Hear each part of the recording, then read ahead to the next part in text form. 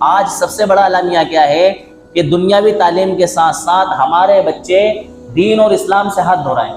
ہمارے بچوں کی دینی شناخت کو ان اسکولی تعلیم کے ذریعے اور اسکولی نصابوں کے ذریعے کھرچا جا رہا ہے، اکھاڑا جا رہا ہے، ان کے اندر سے دینی اثرات ختم ہو رہے ہیں۔ ہم نہیں کہتے کہ دنیاوی تعلیم دینا برا ہے اور غلط ہے، اس وقت کے لحاظ سے دنیاوی تعلیم دینا، جس کو عصری تعلیم کہا جاتا ہے، بے حد ضروری ہے۔ اس کے بغیر ہمارے پاس کوئی چارہ نہیں ہے دنیا میں زندگی گزارنے کے لیے۔ زندگی کے ہر موڑ پر ہمیں دنیاوی تعلیم کی بے حد ضرورت ہے۔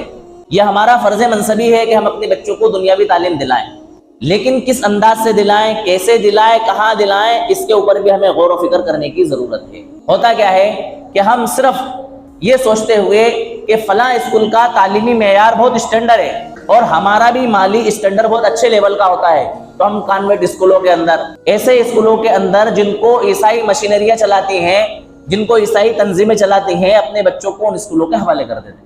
اب وہاں بچوں کی دنیاوی تعلیم تو بہتر مل جاتی ہے، اچھی محنت وہ لوگ کرتے ہیں، اسی لیے ان کے اسکولوں میں بچے جاتے ہیں اور پڑھتے ہیں۔ انسان کوشش کرتا ہے کہ بھئی میرا پیسہ ضائع نہ ہو، میں اپنے بچوں کی تعلیم دلا رہا ہوں اور ان کو پڑھا رہا ہوں تو میرا پیسہ وصول ہونا چاہیے، ان کو وہ بینیفٹ محنت کی صورت میں اور بچوں کے تعلیم کے رزلٹ کی صورت میں ملتا ہے۔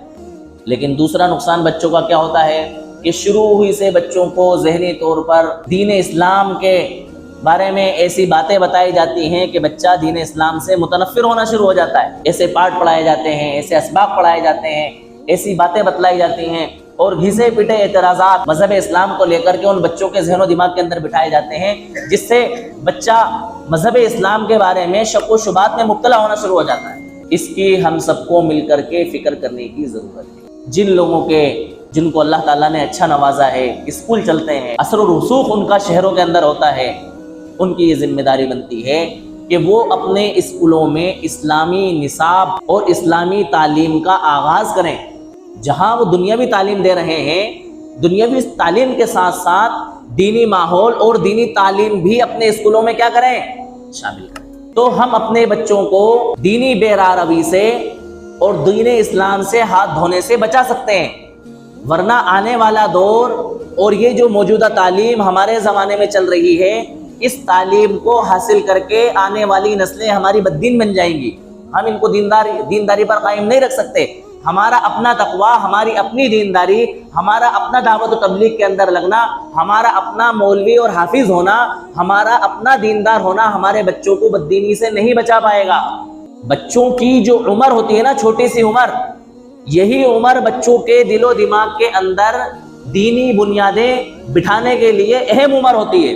اس میں جو کچھ ہم نے ان کے دل و دماغ میں بٹھا دیا وہ راسخ ہو جاتا ہے، مضبوط ہو جاتا ہے، نقش ہو جاتا ہے۔ بچپن میں جو باتیں، جو دین کی چیزیں یاد کرا دی جاتی ہیں، سمجھا دی جاتی ہیں، وہ پتھر کی لکیر کی طرح نقش ہو جاتی ہیں، پھر وہ مٹتی نہیں ہے بچوں کے ذہن و دماغ سے۔ اور دین کے خلاف اگر بچپن میں ہی نفرت اور بددینی کے اسباب پڑھا دیے جائے بچے کو، تو وہ بھی بچے کے دل و دماغ کے اندر نقش ہو جاتے ہیں، جم جاتے ہیں، پھر وہ بعد میں مٹنے والے نہیں ہوتے۔